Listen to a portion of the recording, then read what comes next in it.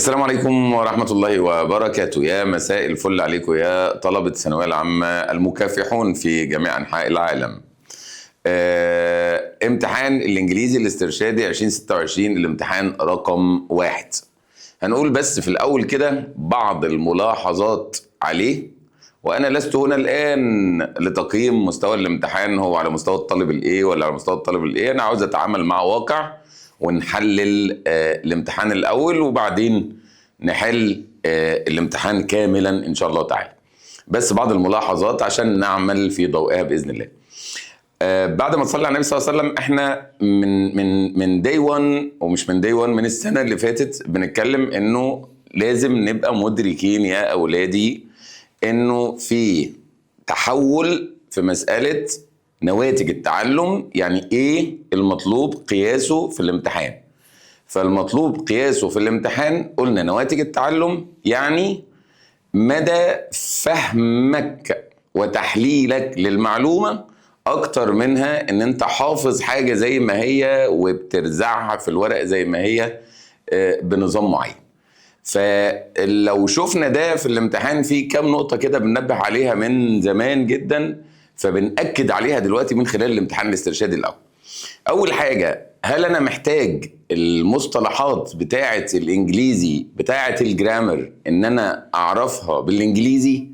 يعني لازم أعرف إن اسمه present perfect continuous مضارع تام مستمر، وإنه ليه اسم تاني present perfect progressive. هل لازم أعرف المصطلحات دي؟ وانه التخصص بتاع التنس ده بتاع الزمن ده ان هو an event و another event interrupted the first one او حصل during the first one. هل محتاج اعرف المصطلحات دي؟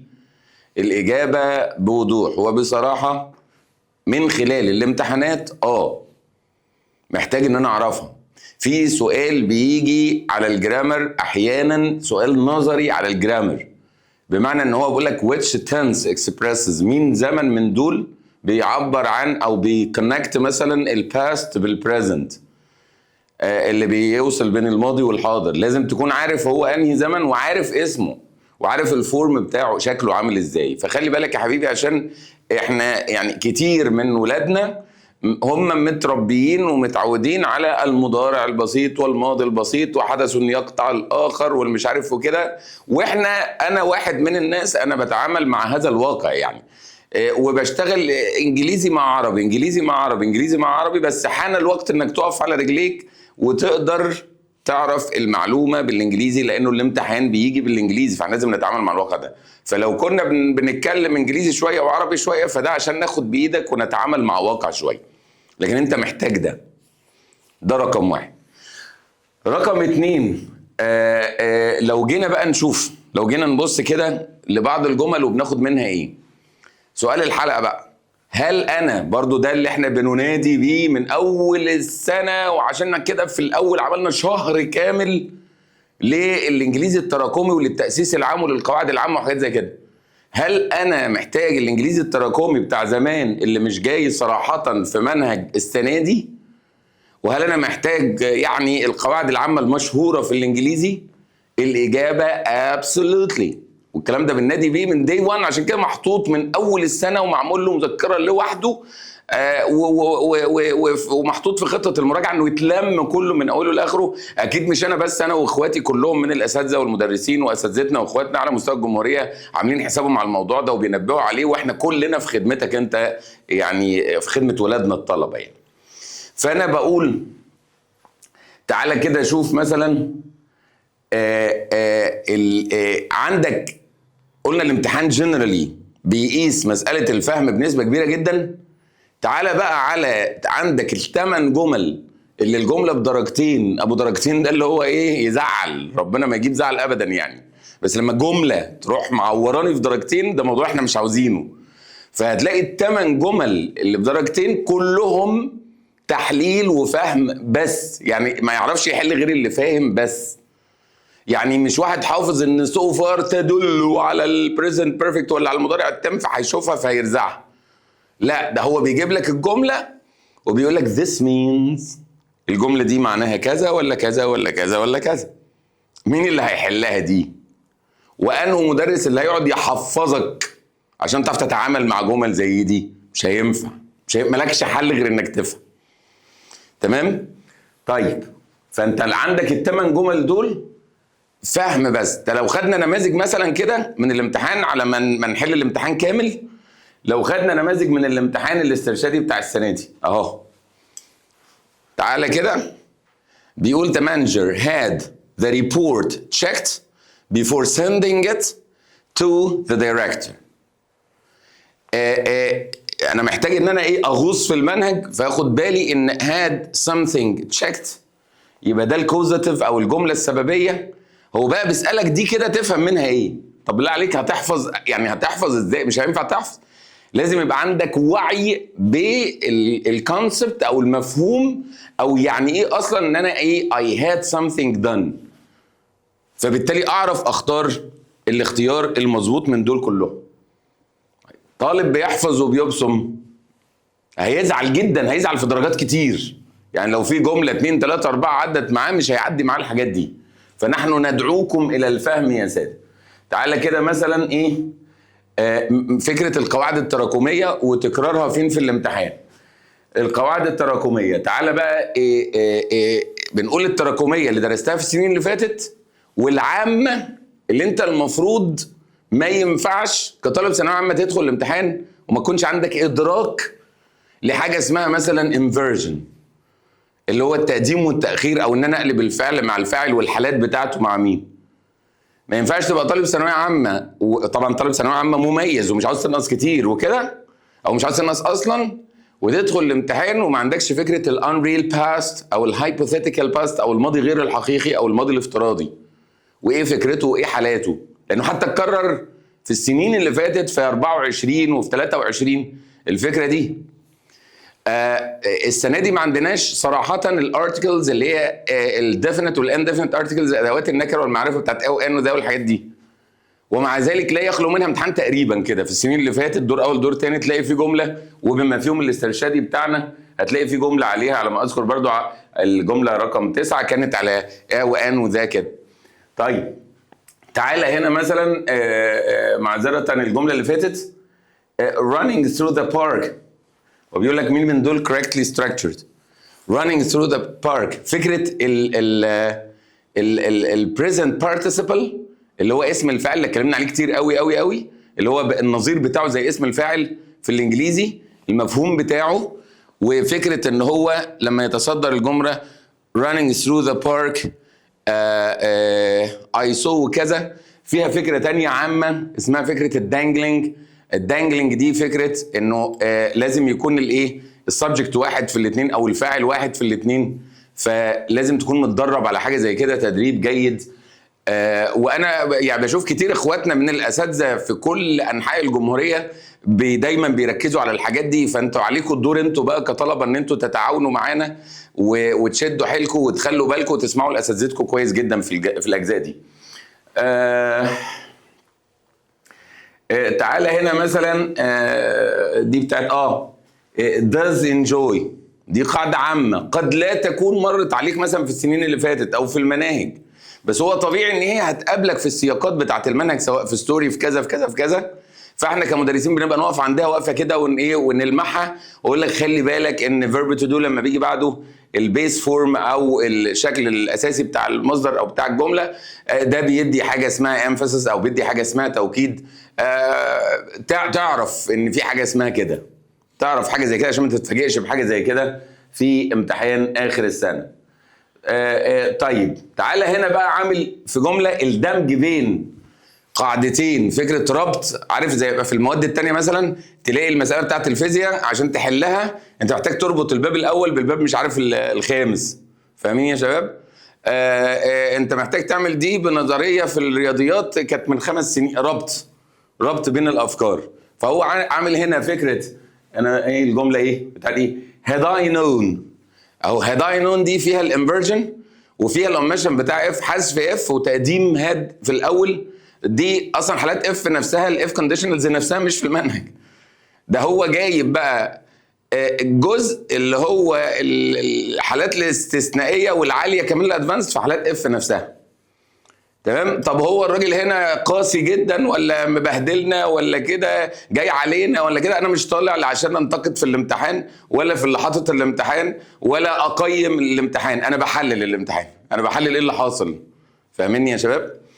بعدين بعد كده بعد ما جاب القاعده دي اللي هي التراكميه، راح عامل ايه؟ راح مدخلها في الدايركت والان دايركت، في المباشر والغير مباشر، دمج بين الاثنين. طب مين الطالب اللي هيحل ده؟ يعني انه ليفل، يعني ما بقولش بقى الليفل الادفانسد وليفل كده، انا بقول ليفل الطالب اللي فاهم مش حافظ، فاهم مش حافظ ومتدرب تدريب جيد. هي دي القضيه. الجمل تقيله وكل القواعد دي كتصنيف لغه هي ادفانسد، هي سي 1 على الاقل، يعني بي تقول سي 1، يعني لو بنتكلم في تقييم بقى ايه علمي، يعني ده مستوى الجمل. طيب تعالى بقى يا سيدي، سؤال الحلقه اللي كله بيتكلم فيه هو ما جاش كده في الامتحان الاسترشادي فطلع كده، يعني كتير من اخواتنا اجتهدوا فطلعوا كده قرار على السوشيال ميديا ان الاسئله دي اتلغت، ما وردتش في الامتحان، فطلع قرار ان ايه تم الغاء السؤال الفلاني. الحقيقه يعني اسمحوا لي اخواتي في كل مكان انا اختلف معاك شويه، ان هو مش معنى ان الحاجه اختلف من زاويتين. الزاويه الاولانيه مش معنى ان النمط ده من السؤال لم يذكر لم يرد في الامتحان الاسترشادي معناه ان هو اقول اتلغى. هل انا بسال سؤال عاوز اجابه، مش بقول معلومه، انا بسال سؤال، هل صدر من وزاره التربيه والتعليم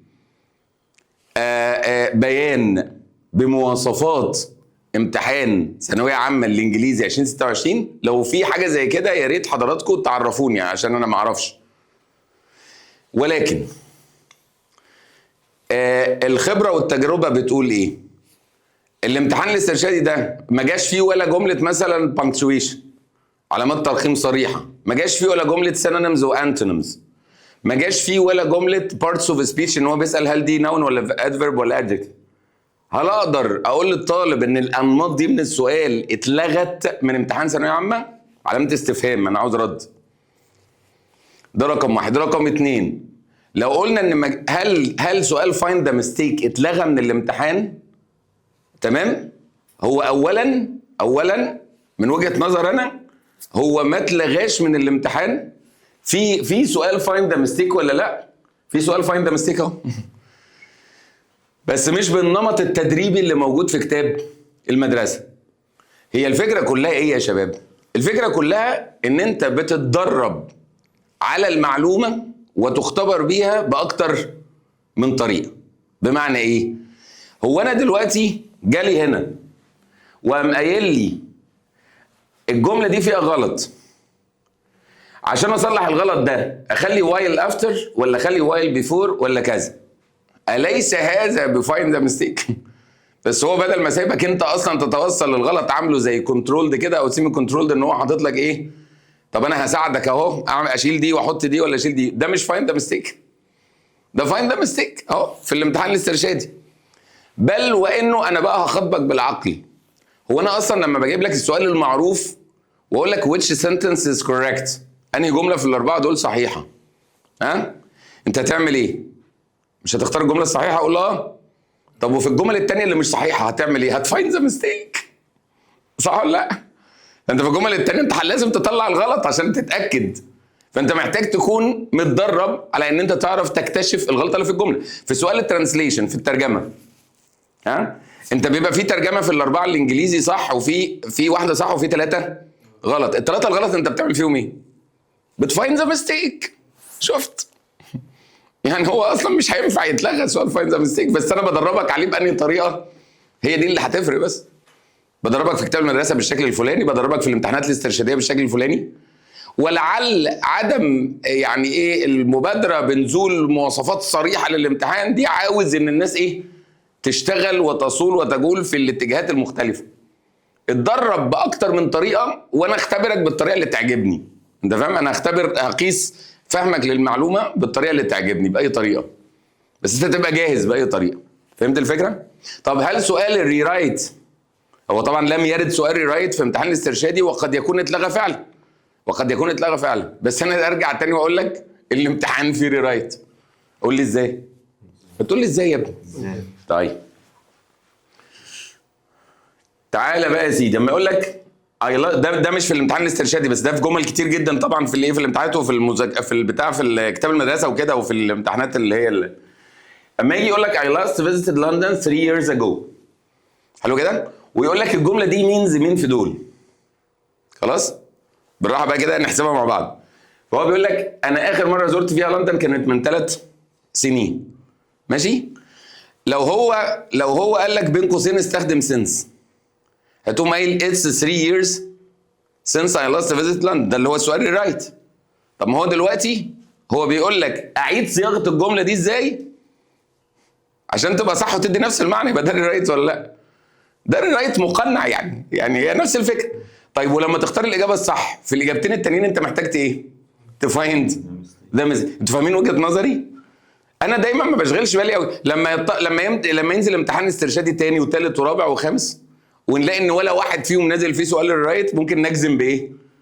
منه. او لما الوزاره تنزل صراحه يا جماعه ده السؤال ده مش موجود في مواصفات الامتحان، خلاص نجزم. لكن لحد هذا الوقت، ودايما انا بقول احنا كمدرسين او مدربين واخواتي في كل مكان، احنا دورنا ان احنا نؤهل الطالب وندربه بطرق مختلفه يفهم المعلومه كويس، فبالتالي يتقيم باي طريقه تقييم. مش مشكله بقى اجيبها لك كده او كده او كده. طبعا لابد طبعا من ان هو يعني هيكون شيء كويس ان انا اكون عارف نمط سؤال الامتحان عشان اعرف اتدرب على هذا النمط من الاسئله، ده شيء كويس جدا. بس احيانا بيقودنا برضو ان احنا نرجع نحفظ الطالب بقوانين الاحتمالات. سؤال الرايت احتمال القاعده دي انه يجي بالطريقه دي او بدي او بدي او بدي. فيمكن يكون الناس عاوزه تبطل الموضوع ده، ان انت برضو ما يبقاش يبقى unpredictable، انت ما مش عارف. فهم ولادك المنهج كله ودربهم عليه كله وكله تمام وكده بس، وسيبني. طيب لو جينا سألنا سؤال بقى تاني، هو هل في حاجة في الامتحان الاسترشادي بتيجي من كتاب المدرسة؟ الإجابة 100%. مثلا عندك سؤال رقم 40 اللي هو أول سؤال في الستوري، سؤال موجود صراحة في كتاب المدرسة صفحة 43 بالنص زي ما هو. وده حصل في السنة اللي فاتت، انه حاجات جايه في الاسترشادي من كتاب المدرسه وبعدين جت في امتحان الفاينل من الاسترشادي ومن كتاب المدرسه. عشان كده انا دايما طب نحل من كتاب، طب نحل من كده، طب نحل من كده.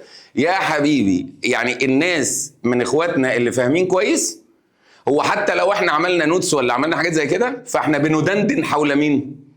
حول كتاب المدرسه. بناخد جمل كتاب المدرسه ونقعد نلعب فيها، نحط فيها تشوز، لو هي مثلا كومبليت بنحولها احنا لتشوز، وبعدين نحط الديستراكتورز، نحط الاختيارات، فتلاقي نفس الجمله موجوده في كتاب كذا وكذا وكذا. انت تظن ان المدرسين غشين من بعض او كده وبتاع، واحنا اصلا انا والمدرسين والكتب الخارجيه غشين من كتاب المدرسه، او واخدين كتاب المدرسه بنوضحه فاهم، بنعمل له ادابتيشن على جمل معينه بتاع كلام من ده.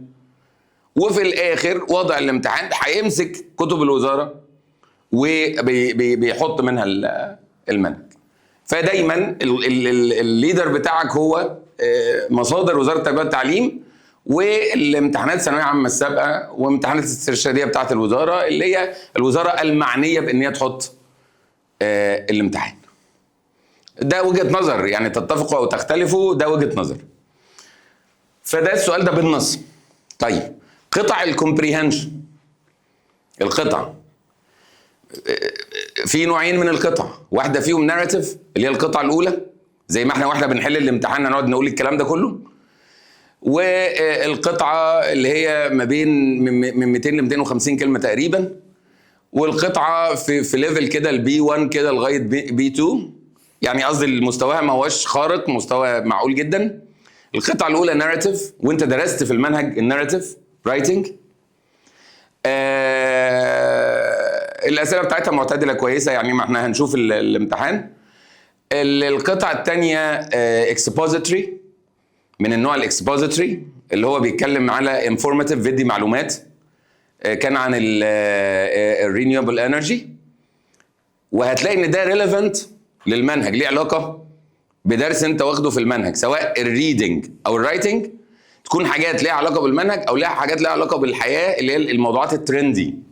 الدنيا كلها بتتكلم في ايه دلوقتي؟ في الاي اي، وبتتكلم في البيئه والجرين فدي التوبكس اللي هو هتلاقيه عاوزك تعرف تهري فيها، سواء ريدنج او رايتنج.